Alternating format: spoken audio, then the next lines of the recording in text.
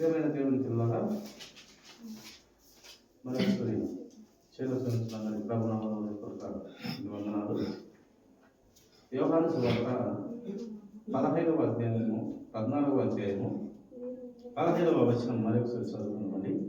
మీరు నన్ను ప్రేమించిన ఎడల నా ఆజ్ఞలను గైకొనుడి. అలాగే 16వ మాట కూడా మనం చదువుతున్నాం. నేను తండ్రిని వేడుకున్నాను, మీ యొద్ద ఎల్లప్పుడూ నుండుటకై ఆయన వేరొక ఆదరణకర్తను అనగా సత్యస్వరూపి ఆత్మను మీకు అనుగ్రహించును. మీరు నన్ను ప్రేమించిన ఎడల నా ఆజ్ఞలను గైకొందురు. దేవుడు చెప్తున్నటువంటి అమూల్యమైనటువంటి శక్తివంతమైనటువంటి మాటలను పాటించాలి. మనం అంతే, ఇంకా అనుసరించాలి, ఆచరణలో పెట్టాలి. అదేదో దేవుడు చాలా విషయాలు, చాలా ఆజ్ఞలు ఉన్నాయి, చాలా ఉన్నాయి, ఇంచుమించుగా చాలా ఆజ్ఞలు ఉన్నాయి. 613 ఆజ్ఞలుగా పాటించవలసినవి అందులో ఉన్నాయి, పాటించకూడనివి కూడా అందులో 600 పైచిలుపు దేవుని ఆలోచన విధానాన్ని దేవుడు గ్రంథంలో రాశాడు. ఇవి పాటించకూడదు, ఇవి పాటించాలి. ముఖ్యంగా 10 ఆజ్ఞలు దేవుడు మోసేకు రాత్రి పలకంగా రాసి కూడా ఇచ్చినాడు. దేవుడు బయలుపరుస్తున్నటువంటి విషయం ఏంటంటే, ఈ ఆజ్ఞలన్నిటినీ ఒక్కటి మిస్ అయినా మనం తొట్టిల్లిపోయే అవకాశము ఉంటుంది, సాతానుకు దగ్గర అయ్యే అవకాశం ఉంటుందని లేఖన భాగాలు మనకు ప్రత్యక్షపరచబడుతున్నాయి. నా ఆజ్ఞలు అన్నిటినీ గైకొని వారు ధన్యులు. నా ఆజ్ఞలు కొన్నిటిని అని దేవుడు వ్రాయించలేదు. ప్రతి మాట మనము గైకొనే బిడ్డలుగా ఆ యొక్క నిరీక్షణ కలిగి ఉండాలని దేవుడు బయలుపరుస్తూ ఉన్నాడు. ప్రియమైన దేవుని పిల్లలారా, ఆయన ఆజ్ఞలు, ఆయన అంటున్నాడు, నా ఆజ్ఞ అని ఒక్కటిగా అనట్లేదు దేవుడు. నా ఆజ్ఞలు లేక నా ఆజ్ఞలు అన్నిటినీ గైకొన్న వారు ధన్యులు. ఇలా ఒక 10 నేను 5 మాత్రమే నేను గైకొంటాను, ఇంకొక 5 పాటించలేకపోతున్నానంటే మన ఈ జీవన విధానంలో ప్రయోజనం లేని వారు కనుక అన్ని పాటించినప్పుడే మనము పరిపూర్ణంగా భక్తి చేయగలం. కానీ మనము మానవులమే, బలహీనలమే, బుద్ధిహీనలమే. అన్ని పాటించాలంటే కష్టమే. ఎందుకంటే దేవుడు భక్తుల ద్వారా తెలియపరిచినటువంటి ఆలోచన ఏంటంటే, ఈ పాప నియమము నా శరీరంలో తండ్రి మీరు పెట్టారు. పాప నియమం అంట మన శరీరంలో దేవుడు పెట్టినాడు ఆల్రెడీ. పాప నియమము మన శరీరంలో ఉందని పౌరు భక్తులు తెలియపరుస్తారు. అయినప్పటికీ ప్రభువా, నేను నీ వాక్యం పట్ల, నీ వాక్యానుసారంగా ఆలోచన చేయడానికి నీ కృప నీవు, నీ సహాయం నీవు, నేను తొట్టిల్లకుండా పోకున్నట్టు నీ యొక్క ఆలోచనలు నాలో పుట్టించుకుంటుంది, నీ వాక్యం పట్ల శ్రద్ధ కలిగి ఉండటకు అని బ్రతిమలాడుకుంటాడు భక్తులు. కనుక ప్రియమైన దేవుని వారి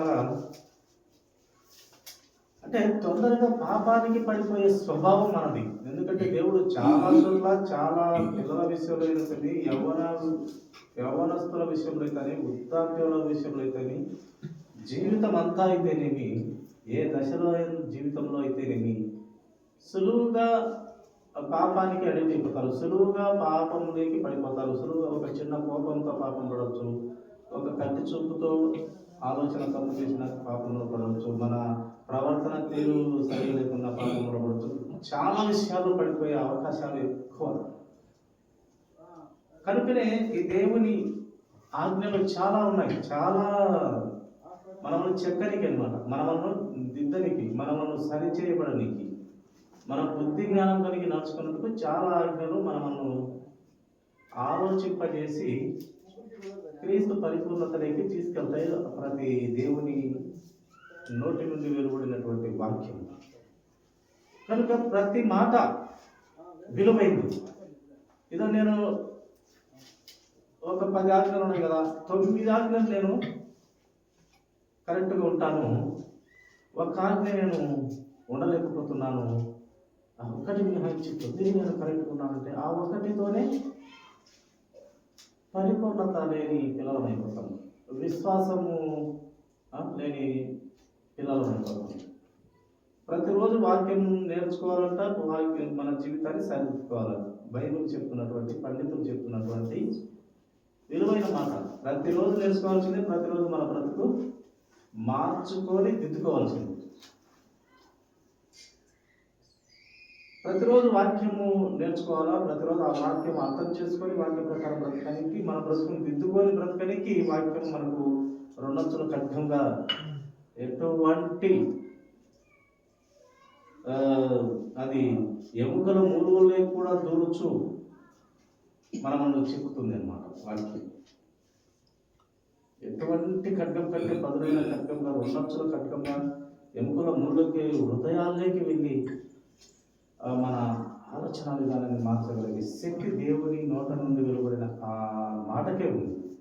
ఎంతోమంది దైవ సేవకులు, సువార్థికులు, సేవకులు, దైవజనులు చెప్తూ ఉంటారు. ఎంతమంది చెప్పినా దేవుని మాటే చెప్తారు. ఆ చెప్పేది వారి మాటలను బట్టి ఆ మనిషి, ఏ వ్యక్తి మారడు. ఎంత వాక్చాతుర్యంతో చెప్పు, ఎంత జ్ఞానంతో, వివేకంతో, కానీ ఆత్మకార్యం జరిగించాలంటే ఆ దేవుని నోట నుండి బయలుపడిన ఆయన వాక్యమే మనుషుల్ని మార్చగలదు. కానీ చెప్పేది వారు మాటలను బట్టి ఏ మనిషి, ఏ వ్యక్తి మారడు. దేవుడు ఆ శక్తి దేవుని వాక్యానికే ఇచ్చినాడు. చెప్పేది మనుషులు అయినప్పటికీ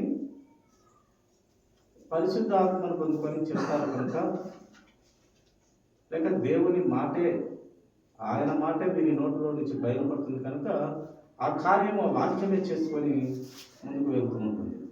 కనుక ప్రతి లేఖనము మనము నమ్మే పిల్లలముగా ఉండాలి. ఒక్క లేఖనం మనం మిస్ అయినా కూడా మన జీవితము పరిపూర్ణత, విశ్వాసము, పరిపూర్ణమైన నిరీక్షణ, పరిపూర్ణమైన రక్షణ లేకుండా పోతుంది. ఉంటాము పరలోక రాజ్యంలో, ఎందుకంటే సొంత నోటితో ప్రభువును ఒప్పుకుంటావు కాబట్టి పరలోక రాజ్యంలో అయితే ఉంటావు. అదేమో పక్క గ్యారంటీ, జీవ గ్రంథంలో పేరు రాయబడుతుంది. ఒక్కసారి ప్రభువుని అంగీకరిస్తే నువ్వు మళ్ళీ పొరపాటు చేసినా, తప్పు చేసినా ఆ వరం కాపాడుతుంది. ఎందుకంటే ఆ వరం కాపాడుకుంటే దేవుని ఆ వరమైన మాట నిర్వీర్యమైపోతుంది. ఒకసారి క్షమించమని అడిగినప్పుడు ఆ వరం నిన్ను పరలోక రాజ్యంలోకి పెడుతుంది. కానీ ఏ బహుమానాలు లేని బిడ్డవుగా, దేవునికి దగ్గరగా లేని బిడ్డవుగా, ఎక్కడో ఒక మూల దూరంలో ఒక ఏడుపు కుటుంబంతో ఉండగలుగుతూ ఉంటాం పరలోక రాజ్యంలో. రక్షణ ఉంచుకున్న బిడ్డలు రక్షణ పరిపూర్ణతగా తీసుకొని పూర్తిగా పరిపూర్ణతలోకి వచ్చి పూర్తిగా ప్రభువు నమ్మి, పూర్తిగా ప్రభు వాక్యాన్ని నమ్మినట్లయితే అప్పుడు ఎలా ఉంటారంటే పరలోక రాజ్యంలో మనుషులము, లేక విశ్వాసము, ఆయన బిడ్డలము ప్రభువుకు దగ్గర ఉంటాం, ఆయన బహుమతులు పొందుకుంటాం, ప్రభువుకు దగ్గరగా ఉంటాం. ఆయన కిరీటాలు ఇస్తున్నాడు, జీవజల బుగ్గలు ఇస్తున్నాడు, జీవజల నీటిని ఇస్తున్నాడు, జీవవృక్ష ఫలాలు ఇస్తున్నాడు, ఇంకా అనేక మందికి పెద్దగా పెడుతున్నాడు. ప్రభు దగ్గరలోనే, ప్రభు ప్రక్కలో కూర్చోబెట్టుకుంటాడు. ప్రభు అవసరమైతే ప్రభు సింహాసనం ఇస్తాడు. నెల నెల కలిసి ఆ జీవవృక్ష ఫలాలను నీకు తిననిస్తాడు. ఇంకా చిన్నపిల్లలైతే పురుగులతో ఆడుకుంటారంట, తోడేలతో, పాములతో. అవి అక్కడ ఏమన్నా ఇక్కడ మాదిరి కాటేసి సత్యవు. అక్కడ మరణమే లేని రాజ్యములు చాలా ఉన్నాయి పరలోక రాజ్యంలో. ఇవి తెలిసినవి కొన్ని, మనకు తెలియబడకుండా వ్రాయబడనేటివి చాలా ఉన్నాయి పరలోక రాజ్యంలో అని చాలామంది బైబిల్ పండితులు అనగా చాలా చదివి ఆత్మను పొందుకొని బైబిల్ పండితులు చెప్తున్నారు. ఇంకా చాలా వ్రాయబడకున్నప్పటికీ చాలా మేలును, ఇంకా చెప్పలేని గొప్ప గొప్ప కార్యాలు ప్రభు దగ్గర ఇంకా ఉన్నాయి. కొన్ని మాత్రమే మనం ఆయన ప్రేమను, ఆయన బహుమానాలను వర్ణించగలుగుతూ ఉన్నాం. ఇంకా వర్ణించలేని చాలా ఉన్నాయని దేవుని భయభక్తులు కలిగిన బిడ్డలు అనగా బైబిల్ చాలా చదివి ఆత్మను పొందుకొని బయలుపరుస్తున్న సంఘటనలు ఎన్నో మనకు భక్తులు దేవుడే బయలుపరిచి తెలియపరుస్తున్నారు. కనుక చాలా మనకు ఒక 30% తెలుసు, ఇంకా 70% బహుమానాలు కానివ్వండి, ఇంకా ఆయన ప్రేమ అక్కడ ఉంది. చాలా విషయాలు మనకు ఇంకా అక్కడ నేర్పించబోతున్నాడు. ఈ భూమి మీద ఏ కొత్తది వచ్చినా అది పాతది అని వ్రాయబడుతూ వచ్చింది ఈ గ్రంథంలో. ఏ కొత్త టెక్నాలజీ రాని అది ఇంతకుముందు వాడిన టెక్నాలజీ, ఇంతకుముందు వాడింది, ఏది కొత్తది లేదు, అంతా ఇంతకుముందు వాడినదే మళ్ళీ కొత్తగా వస్తుంటుంది అని లేఖనం మనకు బయలుపరుస్తుంది. కానీ ప్రభు దగ్గర ఇంకా భూమి మీద అయితే ఏం కొత్తదేమీ రాలేదు, కానీ పరలోక రాజ్యంలో ఇంకా మనకు కలిగిన విషయాలు చాలా ప్రభు మన కోసం దాచిపెట్టాడు. అక్కడ ఇంకా నిన్ను సంతోషంలో పెట్టి ప్రభు దాచిపెట్టాడు. కనుక ప్రతి ఆజ్ఞను నమ్మి విశ్వాసంలో పరిపూర్ణత కలిగి ముందుకెళ్ళే బిడ్డలుగా ఆ పరలోక రాజ్యం చేరి అక్కడ ప్రభు దగ్గరగా ఉండే బిడ్డలుగా ఆలోచన చేయాలంటే ప్రతి లేఖనాన్ని మనము పరిశీలిస్తూ ధ్యానించిన ప్రకారం మన బ్రతుకులలో ముందుకు వెళ్తూ నేర్చుకుంటూ బ్రతుకును మార్చుకుంటూ దిద్దుకుంటూ వెళ్తూ ఉండాలని లేఖనము మనకు బయలుపరుస్తుంది. బలహీనమే బుద్ధిహీనమే, కానీ వాక్యం ద్వారా మనము ప్రతిరోజు అభివృద్ధి పొందాలి, ప్రతిరోజు మెరుగుపరచబడతా ఉండాలి, ప్రతిరోజు మెట్టుకు మెట్టు ఎక్కినట్టుగా మనము అభివృద్ధి కనబడవాలి ఒక విశ్వాసి జీవితంలో. చూడండి మరొక మాట, అదే 21వ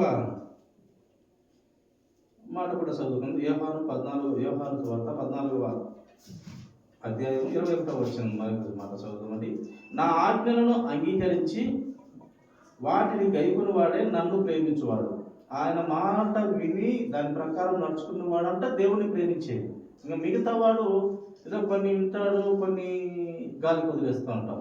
అందరం కూడా ఎవరము నేను నీతిమంతులని ఏ మానవుడు, ఏ పరిశుద్ధుడు, లేక ఏ విశ్వాసి, ఆయన రక్తంలో కడిగిపోయిన ఏ దైవజనుడు నేను పక్కా నీతిమంతుని, యథార్థవంతుని ఎవరు చెప్పలేదు నిజముగా ప్రియమైన వాళ్ళలాగా.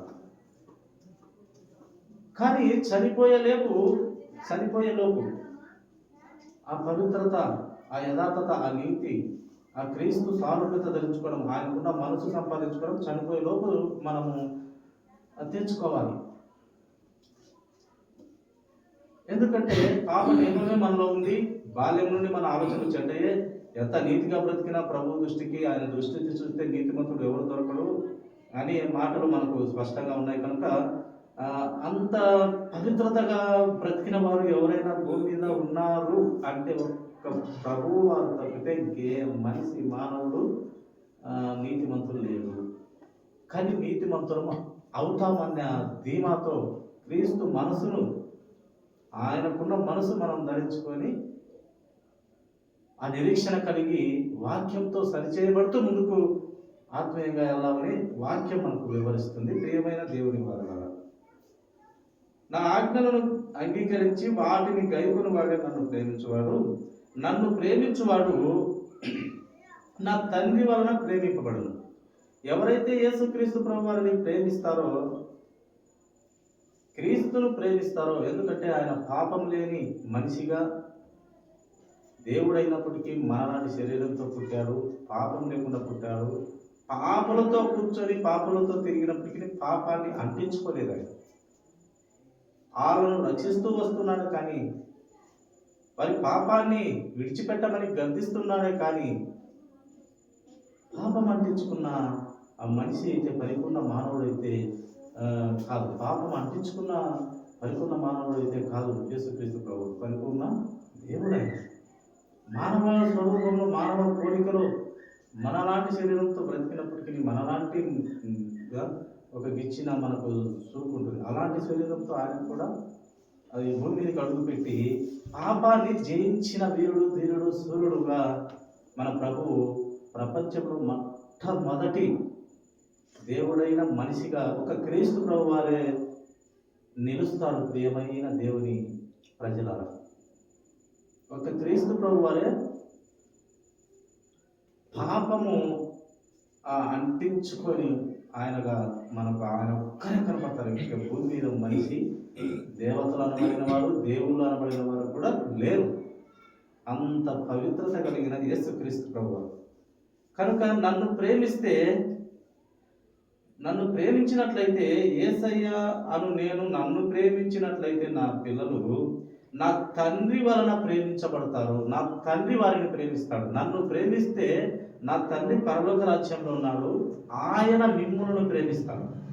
చూడండి, ఆయనను ప్రేమిస్తే చాలు, తండ్రి కూడా ఇష్టపడతారు. అంటే అంత పరిశుద్ధుని ప్రేమిస్తే మనము తండ్రి కూడా ప్రేమిస్తాడు. పరలోక రాజ్యం కట్టిన తండ్రి, సమస్తము ఆయన మూలంగా కలిగినటువంటి తండ్రి, సర్వాధికారాలు యేసయ్యకి ఇచ్చిన యేసయ్య తండ్రిని పొగుడుతూనే ఉంటాడు. సర్వాధికారాలు ఇచ్చినాడు.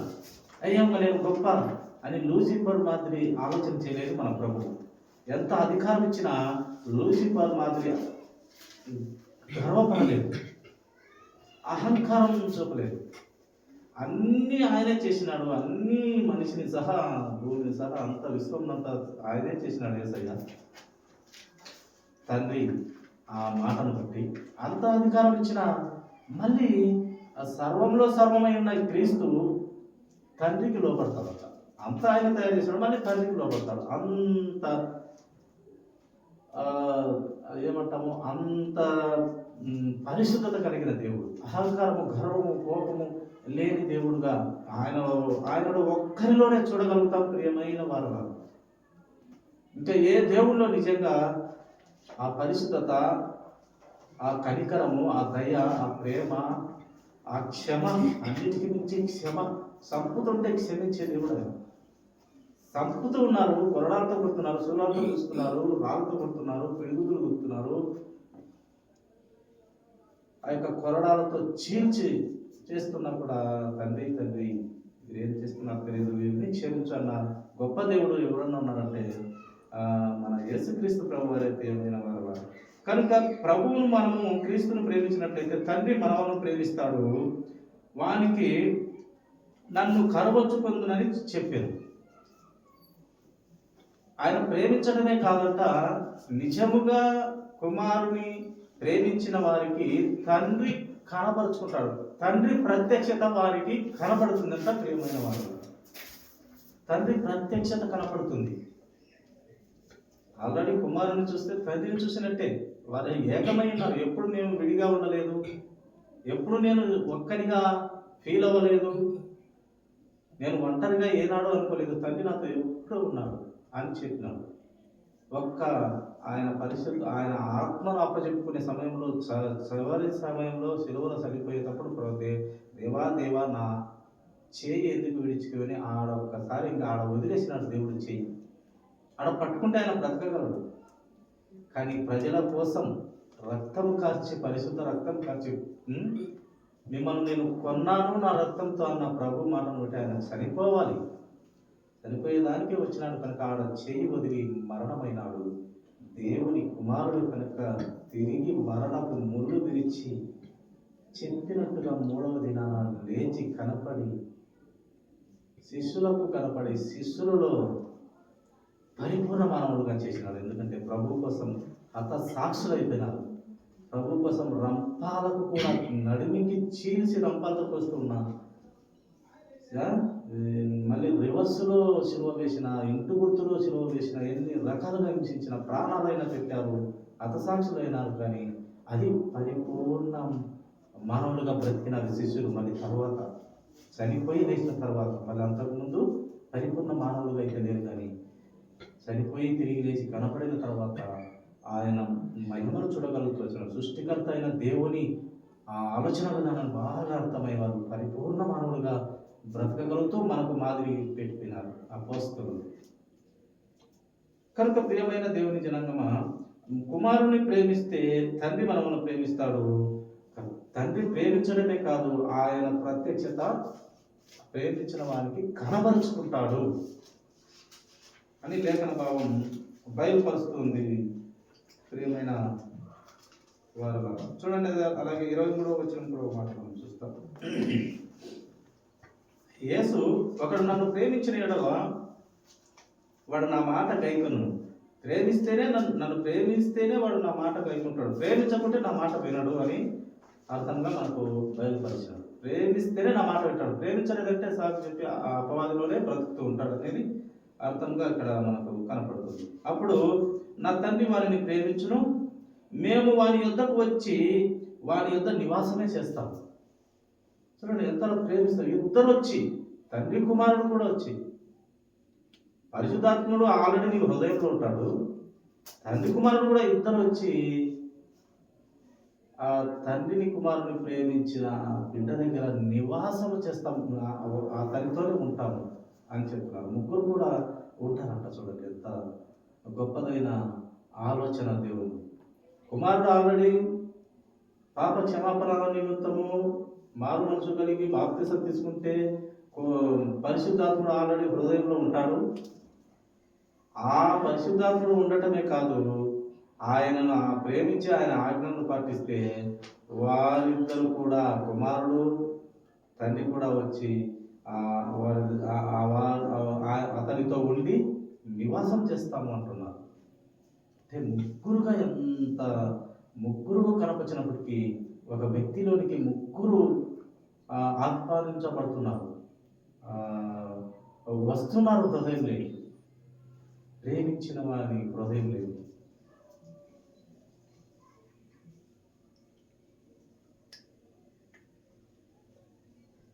చూడండి మరొక మాట మనము చూస్తామండి. యెహోషువ గ్రంథము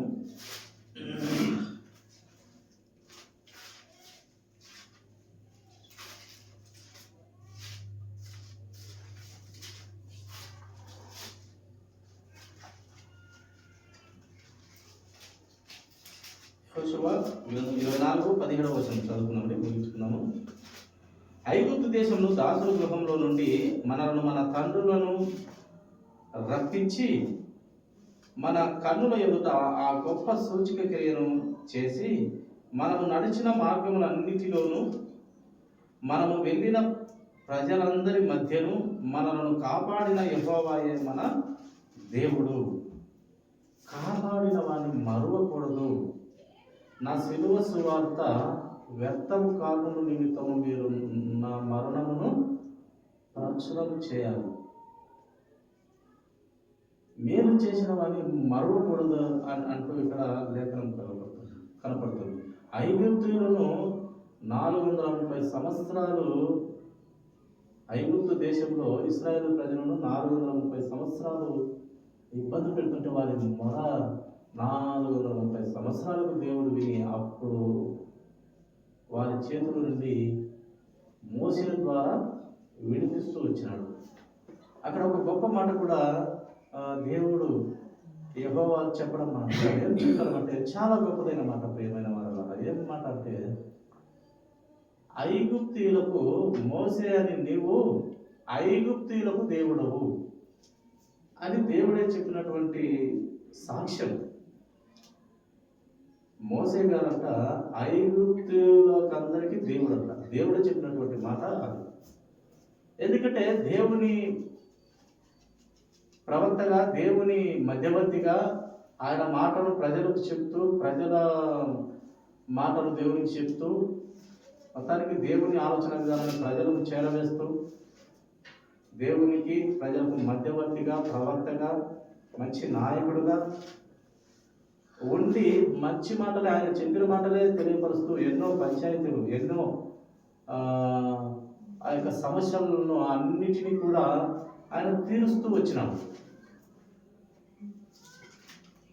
చిన్న చిన్న కొట్లాటలు, గలాలు అన్నీ కూడా ఆయన చక్కగా ఆ యొక్క పరిష్కారం చేస్తూ వచ్చినాడు.